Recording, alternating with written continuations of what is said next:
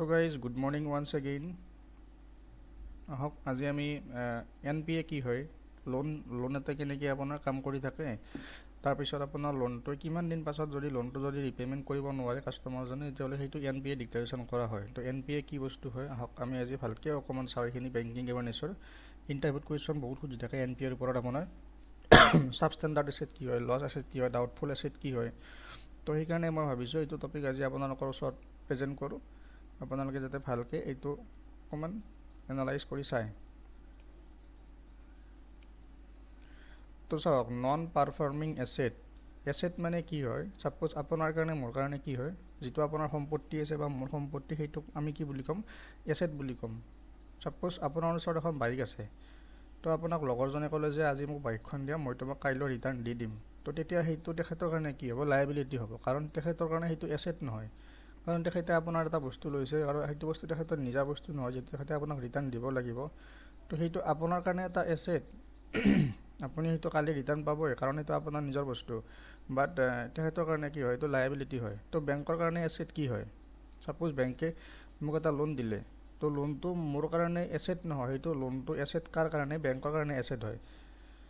কাৰণ বেংকে নিজৰ পইচাৰে মোক লোন দিছে কিবা এটা ইণ্টাৰেষ্ট ৰেটত, আৰু সেইটো লোন মই ৰিপে'মেণ্ট কৰাটো মোৰ কৰ্তব্য এটা। কাৰণ ধৰক মোক ওপৰত যিহেতু বেংকে মোক পইচাটো দিছে, তেতিয়াহ'লে তেখেতক কি কৰিব লাগিব, বেংকক মই পইচাটো ৰিটাৰ্ণ দিব লাগিব। আৰু সেইটো মোৰ কাৰণে লায়াবিলিটি, আৰু সেইটো বেংকৰ কাৰণে লোনটো বেংকৰ কাৰণে এছেট হয়, সম্পত্তি হয়। তো চাওক, when a customer takes a loan from a bank, this loan is a asset for the bank. যেতিয়া কাষ্টমাৰ এটা লোন এটা বেংকৰ পৰা লয়, তেতিয়া এই লোনটো বেংকৰ এটা এছেট হয়। আৰু when the loan is performing, interest and instalment are getting by the bank, then it is called performing asset. যেতিয়া লোনটোৱে আপোনাৰ পাৰফৰ্ম কৰি থাকে, যেতিয়া ইণ্টাৰেষ্ট আৰু ইনষ্টলমেণ্ট দুটা বস্তু পাই থাকে বেংকে আপোনাৰ ফালৰ পৰা, তেতিয়াহ'লে সেইটো পাৰফৰ্মিং এছেট বুলি কয়। কাৰণ সেইটো লোন মানে বৰ্তমান ৰানিং হৈ আছে, কাম চলি আছে, লোনটো কাম হৈয়ে আছে। ছাপ'জ যদি মই বেংকৰ পৰা আপোনাৰ 1,20,000 টকা এটা লোন ল'লোঁ, আই পেইড, মই আপোনাৰ ফাৰ্ষ্ট ইনষ্টলমেণ্টটো দিলোঁ, তো ছেকেণ্ডটো দিলোঁ, থাৰ্ড যিটো ইনষ্টলমেণ্ট মই সেইটো দিলোঁ, আৰু ফ'ৰ্থ ইনষ্টলমেণ্টটো মই দিলোঁ, আৰু 5 নম্বৰ ইনষ্টলমেণ্টটো মই দিলোঁ, back to back. But 5 number ইনষ্টলমেণ্টত মোৰ কি হ'ল, আপোনাৰ 6 নম্বৰ ইনষ্টলমেণ্টটো মই কিবা এটা কাৰণত দিব নোৱাৰিলোঁ।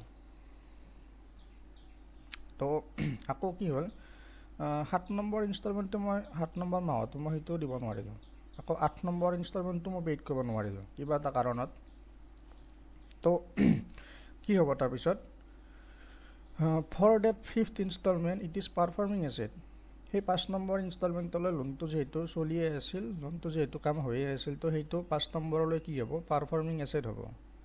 I could not able to make payment of the 3 installment back to back, then it will be called as non-performing asset.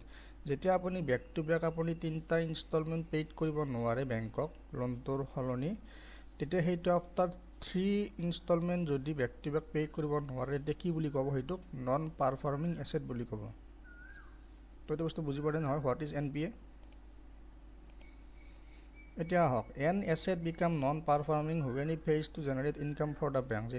এটা এছেট কেতিয়া নন NPA হ'ব, যেতিয়া সেইটো বেংকৰ ইনকামটো জেনেৰেট কৰিব নোৱাৰে। The account remain out of order in respect of an overdraft cash credit for 3 months। তো অভাৰড্ৰাফ্ট আৰু কেছ ক্ৰেডিটৰ কাৰণে কি হয়, আপোনাৰ সেইটো একাউণ্ট আউট অফ অৰ্ডাৰ হৈ থাকিব 3 মাহৰ বাবে। এতিয়া আহক, এতিয়া আপোনাৰ কাৰণে 90 days, মোৰ কাৰণে 90 days। বাট যিবিলাক ফাৰ্মাৰ আছে, লাইক আপোনাৰ স্মল ফাৰ্মাৰ, মাৰ্জিনেল ফাৰ্মাৰ যিবিলাক হয়, মই সেইদিনা এটা ক্লাছ লৈছিলোঁ, স্মল ফাৰ্মাৰ কি হয়, মাৰ্জিনেল ফাৰ্মাৰ কি হয়, কাৰ ওচৰত কিমান মাটি থাকে, কাৰ ওচৰত কিমান হেক্টৰ মাটি থাকিলে স্মল ফাৰ্মাৰ বুলি মানে নেম দিয়া হয় তেখেতক, স্মল ফাৰ্মাৰে যে। বাট আৰু আপোনাৰ মাৰ্জিনেল ফাৰ্মাৰ মানে কি হয়, মই এটা ক্লাছ লৈছোঁ, সেইটো অকণমান ভালকৈ চাব। চাওক, ফাৰ্মাৰৰ কাৰণে কি হয়, ফাৰ্মাৰৰ কাৰণে দুটা বস্তু আছে। এটা আছে শ্বৰ্ট ডিউৰেশ্যন ক্ৰপ, এটা আছে লং ডিউৰেশ্যন ক্ৰপ। তো শ্বৰ্ট ডিউৰেশ্যন ক্ৰপত আপোনাৰ কি হয়, মানে যিবিলাকে প্ৰডিউচ হ'বলৈ আপোনাৰ লেছ দেন 1 year লাগে। ছাপ'জ আপোনাৰ বছৰেকত দুবাৰ মানে সেইটো খেতি মানে ক্ৰপটো আপোনাৰ যিটো চিড মানে ফলটো পাওঁ আমি, সেইটো আমি কি পাওঁ, মানে এক বছৰত আমি হয়তো দুবাৰ পাব পাৰোঁ, মানে লেছ দেন 1 year। লাইক আপোনাৰ ধান বা ঘেঁহু, হুইট, মেইজ, তো সেইবিলাক বস্তু কি বুলি কওঁ আমি শ্বৰ্ট ডিউৰেশ্যন ক্ৰপ বুলি কওঁ। আৰু সেইবিলাকৰ কাৰণে NPAটো কি বুলি কোৱা হয়, আপোনাৰ 90 ডেইজৰ কাৰণে সেইটো NPA ডিক্লেৰেশ্যন নহয় আফটাৰ 90 ডেইজ, সেইটো আপোনাৰ কি হয় টু ক্ৰপ ছিজন। লাইক আপুনি ধৰক ধান খেতি কৰিলে আপুনি এবাৰ ফল পালে, আকৌ আপুনি খাৰিফ ছিজনত কৰিলে এবাৰ, আকৌ আপুনি এবাৰ কি কৰিলে শীতকালি কৰিলে ধান খেতি, তো আপুনি বছৰেকত দুটা ধান খেতিৰ মানে ফলটো পালে, বাট তেতিয়া যদি আপুনি সিহঁতক লোনটো যদি ৰিপে'মেণ্ট কৰা নাই, তেতিয়া আফটাৰ টু ক্ৰপ ছিজন কি হ'ব, সেইটো আপোনাৰ এজ এ NPA ডিক্লেৰেশ্যন কৰা হ'ব। এইটো হ'ল শ্বৰ্ট ডিউৰেশ্যন ক্ৰপৰ কাৰণে।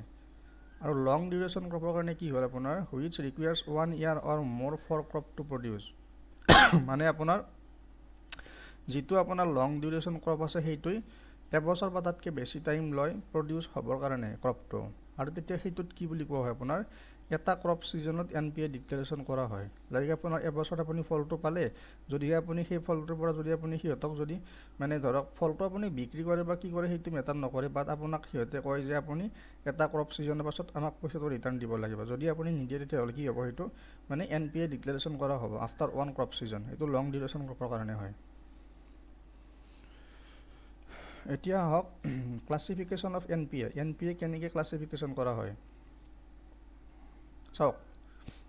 যেতিয়া আপুনি প্ৰথম ইনষ্টলমেণ্টটো নিদিয়ে 1 to 30 days, তো তেতিয়া আপোনাৰ সেইটো একাউণ্টক কি বুলি কোৱা হয়, যিটো একাউণ্টৰ থ্ৰুৰে আপুনি লোনটো লৈছে বা যিটো একাউণ্টৰ থ্ৰুৰে আপুনি কি হয় অটোপে হয় বা কিবা হয়, সেইটো একাউণ্টক কি বুলি ক'ব, within 1 to 30 days it is called as SMA 0। তো SMA 0 মানে কি আপোনাৰ স্পেচিয়েল মেনশ্যন একাউণ্ট 0। আপোনাৰ সেইটো একাউণ্ট এতিয়া কি বুলি মানে নেম দিয়া হ'ব SMA 0 বুলি, special mention account 0। After 31 to 60 days it is called as SMA 1। তো স্পেচিয়েল মেনশ্যন একাউণ্ট 1 বুলি ক'ব আপোনাৰ সেইটো একাউণ্টক। আকৌ 3 নম্বৰত কি হ'ল 61 to 90 days, তো তেতিয়া কি হ'ব সেইটো একাউণ্টক আপোনাৰ লাইক নেক্সট 3 মাহত থাৰ্ড মান্থত it is called as SMA 2, special mention account 2। After 90 days NPA will be declare. তো আফটাৰ 90 days SMA 2ৰ পাছত কি হ'ব, সেইটো আপোনাৰ NPA বুলি ডিক্লেৰেশ্যন কৰা হ'ব। এতিয়া আহিল after declaration of NPA, like আপোনাৰ NPA ডিক্লেয়াৰ কৰিলে লোনটোৰ, তো তেতিয়া তাৰপিছত কি কৰিব, from 90 days to 12 month will be classified as substandard asset. তো 90 daysৰ পৰা 12 মাহৰ ভিতৰত সেইটো কি বুলি ক্লাছিফাই কৰা হ'ব, ছাবষ্টেণ্ডাৰ্ড এছেট। এতিয়া এইটো বস্তু কেতিয়াবা ইণ্টাৰভিউত কুৱেশ্যন সুধি দিয়ে what is a substandard asset, আপুনি কি বুলি ক'ব, তো after declaration of NPA from 90 days to 12 month the loan or the account will be called as substandard asset. Substandard asset কি হ'ল আপোনাৰ ছাবষ্টেণ্ডাৰ্ড এছেটৰ আপোনাৰ আফটাৰ 12 months অফ NPA। এইটো বুজি পালে। তো তাৰপিছত আহিলে ডাউটফুল এছেট। তো after 12 months of substandard asset, suppose আপোনাৰ ছাবষ্টেণ্ডাৰ্ড এছেট বুলি ডিক্লেৰেশ্যন কৰিলে, তো ছাবষ্টেণ্ডাৰ্ড এছেট ডিক্লেৰেশ্যন কৰাৰ 12 মাহ পাছত কি বুলি ক'ব, সেইটো আপোনাৰ ডাউটফুল এছেট বুলি ক'ব। আকৌ ডাউটফুল এছেটৰ পাছত সেইটো কি বুলি ক'ব আপোনাৰ লছ এছেট বুলি ক'ব। মানে লছ এছেট হোৱাৰ লগ লগ আপোনাৰ কি হ'ব, মানে বেংকে সেইটো অডিট কৰিব, অডিট উইল বি ডান। তেতিয়া আপোনাৰ বেংকে লাইক ক'ত যাব পাৰিব বা কিবা কানি বস্তু আপুনি যদি মৰ্টগেজ কৰিছে লোনটোৰ সলনি, তেতিয়াহ'লে সিহঁতে কি কৰিব, সেইটো বস্তু সিহঁতে আপোনাৰ লাইক যদি আপুনি বাইকখন বা গাড়ীখন যদি আপুনি মৰ্টগেজ কৰিছে লোনটোৰ সলনি, তেতিয়া সিহঁতে আহি পেলাই আপোনাৰ বাইকখন বা কাৰখন বিক্ৰী কৰি দিব, কৰি সিহঁতে তেনেকৈ পইচাটো উলিয়াই ল'ব। তো ৰিকভাৰী অফ এছেট, এছেটটো কেনেকৈ ৰিকভাৰী কৰিব বেংকে, কিছুমান আপোনাৰ লাইক আপোনাৰ ধৰক বহুত ডাঙৰ ডাঙৰ এমাউণ্টৰ লোন আছে, আপুনি মই কিমান টকা লোন ল'ম, 5 লাখ টকা বা 10 লাখ টকা এটা লোন ল'ম, বাট কিছুমান এনেকুৱা মানুহ আছে যিবিলাকে 20 লাখ 30 লাখ 40 লাখ টকা লোন লয়। তো তেতিয়া সেইবিলাকত কি আহে DRT and DRAT, debt recovery tribunal. Debt মানে কি আপোনাৰ ধাৰ, যিটো লোন আপুনি কৈছে সেইটো ডেট বুলি কোৱা হয়। তো debt recovery tribunal and debt recovery appellate tribunal. তো it is the recovery code for the bank. এইটো বেংকৰ কাৰণে এটা ৰিকভাৰী কোড হয়।